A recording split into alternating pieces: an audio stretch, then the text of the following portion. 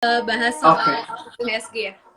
oke, kita lanjut ya. Ya, jadi ngelanjutin yang tadi teman-teman. Kalau gue ngeliatnya sih beberapa bulan ke depan mungkin akan sideways IHSG. Karena ngeliat sentimen dari global juga. Nanti kita pantau aja inflasi kayak gimana. Moga-moga bisa lebih terkontrol. Karena nanti akan ngaruh ke kebijakan suku bunga. Kalau suku bunga makin tinggi ya kan ujung-ujungnya saham kan perusahaan ya. Perusahaan kalau mau ekspansi butuh pinjaman. Kalau lagi mahal kan dia nggak bisa leluasa tuh untuk ekspansinya karena harga uangnya mahal istilahnya, mau minjem duit mahal bunganya gitu. Jadi kita pantau itu juga nanti. Terus kalau dari segi konsumsi juga kan, kalau inflasi barang-barang naik, masyarakat belanja jadi lebih mahal ya. Apalagi kan kalau sekarang tuh naik batu bara, udah mulai kemarin tuh naiknya batu bara tinggi, terus bahan pangan juga pada naik, bahan bakar terutama minyak kemarin naik banyak ya. Nah itu kan ngaruh efek berantai teman-teman ke perusahaan-perusahaan produksi. Dari jadi kan ada jalur distribusi yang pakai bensin itu jadi mahal, otomatis bahan pangan juga ikutan mahal, yang ujung-ujungnya nanti masyarakat belinya end consumer jadi lebih tinggi juga.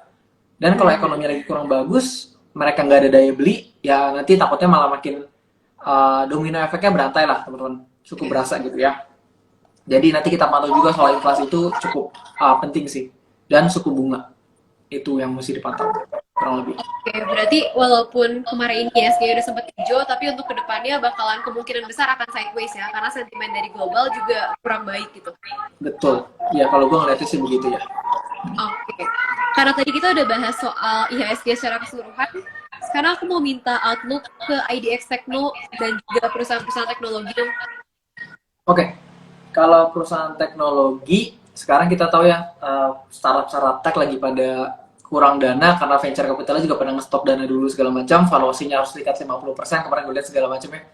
Jadi sepertinya untuk sekarang kurang menarik ya. Dari tadi gue lihat technicalnya juga, IDX Techno tuh masih downtrend sampai sekarang. Terus mungkin patokannya tetap ke perusahaan tech global ya Rachel ya, karena saham tech itu valuasinya belum bisa pakai cash flow, masih harus pakai multiples. Yang berarti acuannya adalah perusahaan tech serupa di US gitu, yang banyak perusahaan technya. Kalau mereka masih dihargain murah multiplesnya, nggak ada alasan nih buat perusahaan-perusahaan tech di Indo valuasinya untuk naik. Kayak kurang lebih ngikutin lah. Karena masih pakai patokan multiples gitu. Misalnya 10 kali. Kalau di sana masih 8 kali, apa alasan kita untuk jadi 10 kali gitu misalnya. Untuk ngitung valuasinya. Gitu sih. Jadi masih lihat dari perusahaan tech globalnya dulu. Oke, berarti untuk saat ini juga masih kurang menarik ya. Mungkin menyambung juga soal suku Hmm, bunga ya, karena mereka susah untuk dapat investasi, sedangkan mereka sendiri butuh growth yang tinggi ya. Biasanya kalau perusahaan teknologi betul itu. banget. Ya, Oke. betul banget aja. Nah, mungkin sekarang kita bisa langsung masuk ya ke topik kita hari ini soal PR keuangan sebelum mulai investasi. Boleh, boleh, boleh. Menurut Mas Ben sendiri nih, kan ada beberapa pilar perencanaan keuangan ya. Itu ada Ya, income, dana darurat, proteksi, sama investasi. Itu boleh nggak sih dijelasin sebenarnya keempat ini tuh apa aja? oke. Ini uh, sedikit sharing teman-teman ya. Jadi sebelum mulai investasi atau nggak usah ngomong sebelum mulai investasi deh. Jadi untuk kita mengembangkan keuangan kita, memang ada step-stepnya dulu yang perlu kita beresin gitu. Ya ada step-step istilahnya anak tangga lah. Ya kita sebagai personal gitu, setiap orang pasti mulainya startnya beda-beda. Ada yang dari anak tangga ketiga, ada yang dari anak tangga kelima, mungkin ada yang perlu dari bawah banget nih anak tangga pertama. Nah ini perlu kalian tahu juga supaya kalian tahu apa dulu yang mesti kalian beresin nih untuk istilahnya mengembangkan keuangan lah kayak gitu. Nah yang pertama tadi Reza udah sempat ngomong dari income gitu ya. Nah income itu maksudnya adalah cash flow. Make sure teman-teman punya cash flow yang positif. Maksudnya ya gampang. Yang penting pemasukan kalian sama pengeluaran itu at least lebih banyak pemasukan, masih ada yang sisa gitu ya. Itu kalian make sure dulu. Kalau misalnya masih minus, pengeluaran kalian belum cukup ya. Sorry, pemasukan kalian belum cukup untuk memenuhi pengeluaran hidup kalian. Jangan investasi dulu, jangan ngomongin soal ya investasi trading dulu. Kalian harus fokus untuk memenuhi pengeluaran hidup kalian dulu. Bikin cash flow kalian positif dulu. Nah, artinya adalah kalian harus perbanyak, sorry, bukan perbanyak, harus uh, ningkatin kemampuan kalian untuk menghasilkan uang. Ya, earning power-nya harus diperkuat.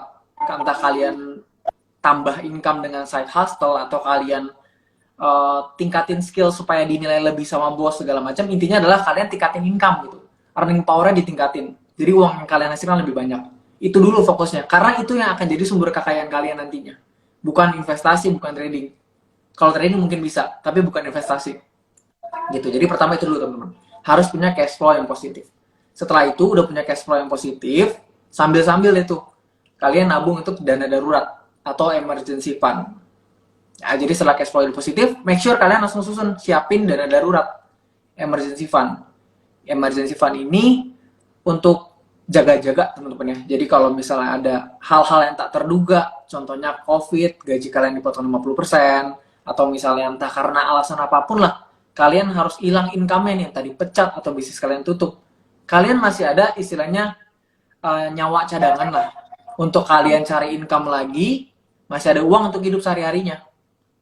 Jadi sampai nanti kalian dapat income lagi, masih bisa hidup dengan lifestyle yang sama gitu. Kalian boleh siapin tuh dana darurat besarnya 3 sampai 6 kali pengeluaran bulanan. Sampai sini bisa dipahami teman-teman ya. Semoga gue ngomong gak kecepatan ya. Resel, denger gue aman gak? Atau kecepatan ngomongnya? Aman ya? Iya. Teman-teman yang lain gimana? Aman? Coba dari tadi kayak kita belum berinteraksi nih kalau. Boleh komen ya teman-teman kalau ada yang mau nanya Iya. juga. Ya. Boleh. Ya malu-malu nih teman-teman ini. Semoga aman tapi teman-teman ya. Ya oke. Tadi kita bicara soal cash flow. Setelah cash flow-nya positif, masuk ke dana darurat. Kalau dana darurat udah kekumpul, tadi kalian boleh sambil tuh. Sambil punya yang namanya proteksi. Proteksi ini adalah asuransi. At least punya kesehatan dulu teman-teman ya. Proteksi kesehatan. Maksudnya apa?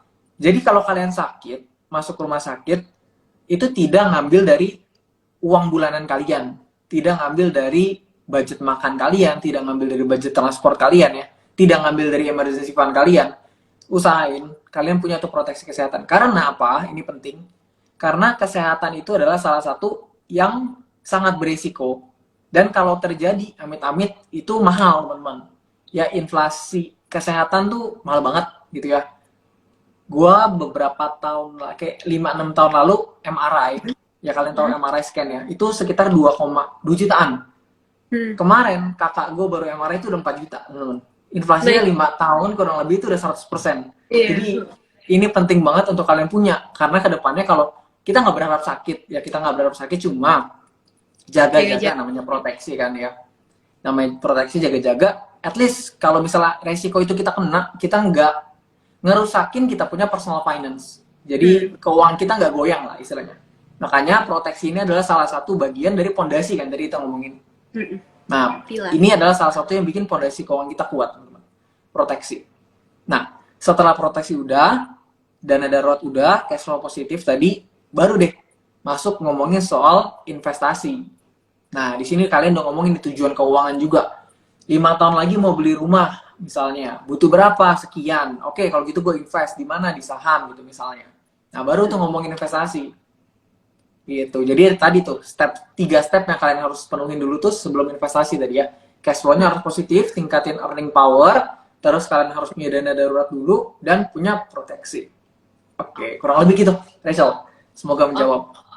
Berarti nggak boleh ya langsung investasi gitu aja, tapi 3 ini tuh harus diselesain dulu, baru masuk ke investasi. Ya, sebenarnya boleh nggak boleh, boleh-boleh aja, sah-sah aja, karena uang juga uang kalian gitu ya. Cuma yang sehatnya adalah kalian penuhin dulu 3 pilar tadi. Baru invest jadi lebih tenang lah hati gitu. Iya, yang penting yang pokoknya itu udah ada semua ya, yang paling pentingnya. Betul. Nah, kalau gitu kita berarti kan kita harus beresin semuanya ya sebelum mulai investasi. Tapi boleh nggak sih kita tuh trading saat kita nggak punya investment? Trading ketika nggak punya investment, menurut gua, ini sekali lagi pendapat pribadi, boleh. Karena trading itu adalah salah satu cara untuk ningkatin kalian punya active income. Jadi jawabannya boleh, asal terkalkulasi ya.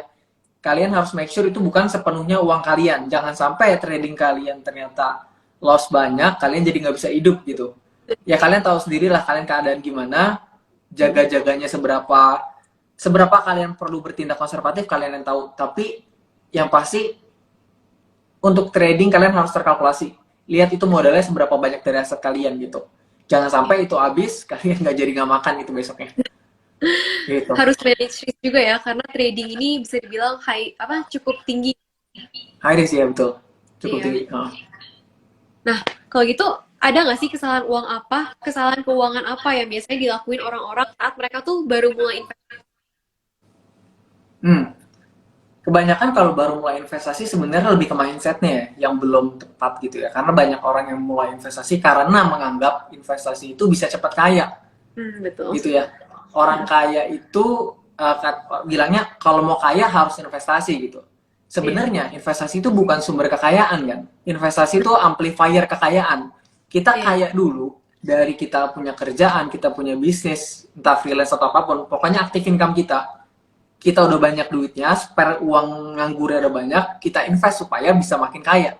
Betul. Gitu. Jadi mungkin mindsetnya sih orang berharap cepat kaya. Karena ya itu mungkin salah konsumsi konten kali ya di internet, jadi ya Iya. gitu mindsetnya agak-agak kurang benar biasanya kayak gitu. Oke, Terus berarti mungkin ya gimana? ya nggak apa-apa, lanjut aja. Oke. Terus mungkin kesalahan berikutnya biasa orang males ya. Jadi mungkin mau invest saham gitu, ikutin aja yang lagi ramai yang katanya bagus segala macam. Orang tuh kadang malas untuk do your own research gitu, untuk ngecek sendiri perusahaannya gimana, secara teknikal gimana, malas belajar lah intinya orang Indonesia terutama tuh. Jadi ya itu jadi kesalahan juga sebenarnya ketika orang baru mulai. Sering ikut-ikut orang juga ya, biar dengar orang Mm-mm. beli ikut apa ikutan, padahal belum tentu tujuan investasinya juga sama gitu kan ya. Sama betul. Iya benar banget Rachel. Itu dia poinnya. Oke, mungkin teman-teman kalau ada yang mau nanya boleh banget ya. Kayak tadi di yang sebelum live-nya mati ada yang nanya, gimana sih caranya buat mulai investasi? Mungkin step awalnya apa aja sih yang benar-benar siapin gitu? Untuk mulai investasi, yang pertama kalian tahu dulu tujuan keuangannya. Karena misalnya kan kalau investasi yang populer apa saham kan.